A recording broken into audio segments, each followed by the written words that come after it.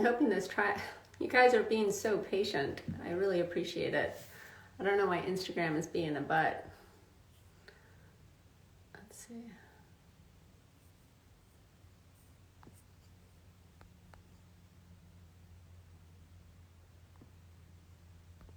Request. Let's see if this works this time around.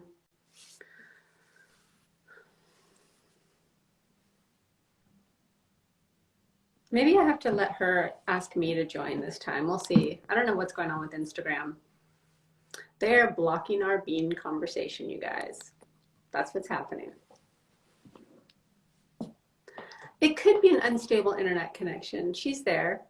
Man, what is happening? Okay, you know what I'm gonna do? I'm gonna try a different part of my house and see if it's me, because this is so strange. All right. It's so weird. There we go. I know. It's like, first of all, what's up with Instagram kicking us off? Like, that was weird. I know. Did you get that message too, that we just ended? Oh, yeah. Just ended. Yeah, it was so abrupt. And especially when we were talking about like peer pressure and I know. Like, and alcohol. And alcohol and the holidays. Holidays are really hard. I've been incredibly proud of a lot of my clients who are just like, I made it through the holidays really well and didn't have too much of an issue. And a lot of my family actually respected what I'm doing, which That's find great. Amazing. Yeah. To have that kind of support from your family. Yeah. So what are you guys doing for the holidays, and how does it interact? Like, are you staying in town or road tripping? Yeah, we'll be in town and then we'll leave for New Year's, but we're going to be here for our holidays. We host at our house and our family's really small. So we'll have our family over and it'll be really chill, and everybody knows how I eat. So it's never a problem, or that I don't really drink. So that's never a problem with us, luckily. Nice. Other than New Year's, but yeah, it'll be really chill. That's fun. Yeah, same here. Everybody in my family is, I have my family. I'm actually one of 8 kids, and I know. And they're all over, and I will not get in an airplane personally right now, just because I'm not into it. But I have friends who are traveling, by the way, and they say that travel right now is the best ever because nobody's on the airplanes. Yeah, that's what I've heard. The plane is the easiest part. Yeah, like they're like, it's pretty empty. Okay, so your strategy for the holiday is to not stay up late. I never stay up for New Year's, by the way, because I always want to start the new year feeling fresh and good. I know. I can't remember the last time I started it hungover. I know, it's terrible. I hate staying up late. Like, I'm not that. I wake up at 5 every day just naturally, and so I hate staying up late because it just means less time to sleep. So I will not be staying. Because you'll wake up no matter what at 5. Yeah, no matter what. Yeah. And I have since college. So, or since like I was a kid, but college, even if I was drunk until 3 a.m, I would still wake up at 5 and be screwed the rest of the day. So I just don't want to play that gamble. Did you used to wake up really early to work out at 5? Is that how your body got acclimated, or is 5 o'clock just always been your time? It's just always been my time since I was a kid. Okay. Yeah. I'm a morning riser too. I actually just love watching the sunrise. So for me, if I go to bed early, it just means I get more sleep versus less, because I'll be up anyway. I'm like you, but I love you because you'll get up and you'll actually start posting, and I'm like, dude, you are on. I also love the mornings. I have to say that the mornings are probably my favorite time because most people are sleeping unless you're morning people like us. Yeah. Or, yeah, like absolutely. Quiet. Okay, so somebody asked you, did you get constipated, and what do you eat for snacks? You know, I did not get constipated, actually. I didn't have any issue with that. So I was really happy about that. And literally, I just eat beans for snacks. That's it at the end of the day. If I want something crunchy with it, sometimes I'll eat a couple chips. Like I have like cassava chips that I like, or something like that, plantain chips. I'll have a couple of those, but it's literally just beans. Like before I hopped on this call, I went downstairs, I had some lentils, a couple spoonfuls of lentils, and as soon as I get off this call, I'll go make lunch, which will have lentils involved. So there's just always some sort of bean involved for my snacks, especially. Yeah, and it's really great. I mean, you're also in a point, like I said earlier, you've personalized it. You make it work for you. You make soups. You make all kinds of varieties of foods. I see, and I'm always like, Wow, you make so many good varieties. I am a creature of habit, so I constantly, like, if I make a lentil soup, I eat the lentil soup till it's gone. Like, Oh yeah, I don't make something else. Like, totally. not gonna happen. So I love the variety that you bring, and I know a lot of people who have come over to work with me and do the Bean Protocol, like they love your recipes that you're posting. Good. Yeah, Good. That's awesome. yeah. Somebody's asking about bonitos. I have never done bonitos. They've not appealed to me, but I think you can have bonitos if you want. I would have Yeah, to. I've had them and they're delicious. Oh, really? Yeah. Okay. Yeah. Somebody asked if you do the fat snacks. Are you a fat snacker? I usually do like maybe 2 tablespoons of like peanut butter. A lot of nuts don't agree with my stomach. And so it'll be peanut butter. I'll have like granola butter as this little snack sometimes, but I don't go overboard on the fat just because I haven't had great experiences with it with my skin in the past. Yep. And so since I've found something that seems to be working with me, I try not to go overboard with the fat. Yeah, and that's smart actually, because a lot of people who have acne and stuff like that, fat's not going to be the main player. Like the main player is going to be your beans, you know, Yeah. Versus the fat snack. And yeah, and somebody's asking about chips, and you can find them with avocado oil, which is a better option. Yeah. And I remember our first conversation, I was like, wow, you're paleo. And you're like, I'm whatever works. That's what I am. Yeah. I was like, I love you. Completely. I mean, Yeah. I think we're just as communities, we just want to be in a community. As human beings, we just want to be in a community. So we're CrossFitters, or we do Orange Theory, or we eat paleo or keto. And like, we just all want to feel part of a community. And that helps us relate to other people who are maybe doing the same thing.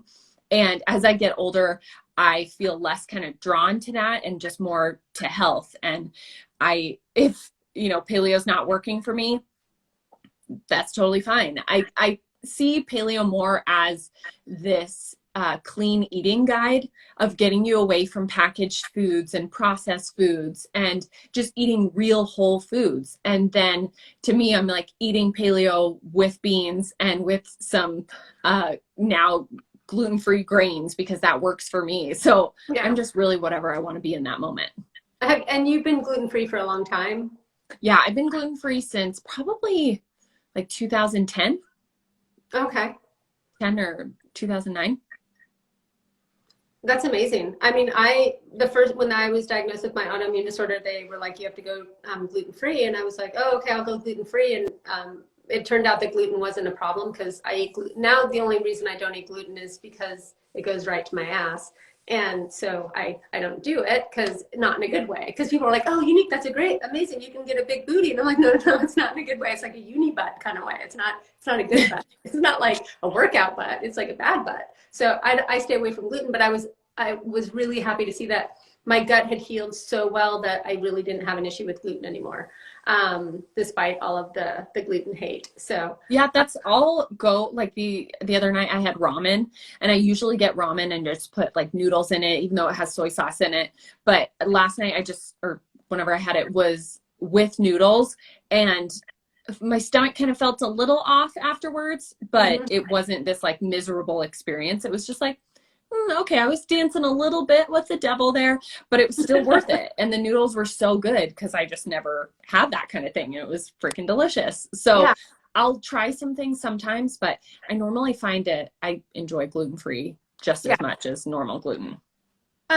The other thing that you might find over time, which a lot of my clients do, is they'll go, oh, I haven't been able to eat X, Y, or Z for a long time. And the longer they're on the Bean Protocol, their gut gets more and more resilient, which is amazing. And I can only believe that because you're healing a lot of, for a lot of people, gluten sensitivity comes from the flattening of the villi in the gut. And so certain foods over time, they'll accidentally have some in something at a friend's house or at a restaurant, and they'll go, I didn't have any reaction to it. And I think that's been an amazing thing for me also, because in my illness, I had a laundry list of food sensitivities that have gone away over time. Like I don't really respond to anything poorly anymore, except for beets.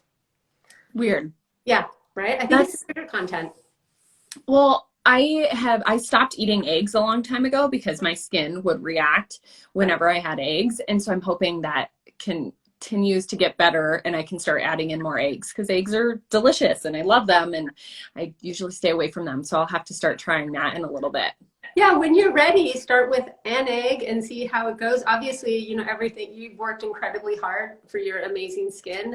So you don't want to do anything that disrupts that relationship. But yeah, maybe in time when you feel like really confident, try an egg and see what happens. But it's interesting that it was eggs for you. I do get that from other people too. Eggs and dairy are big in the breakout, and nuts. Yep, mine was eggs and nuts. Somebody asked why are no beets, and I take them off just for the high sugar content, not because I don't do well with them, but because of their sugar content.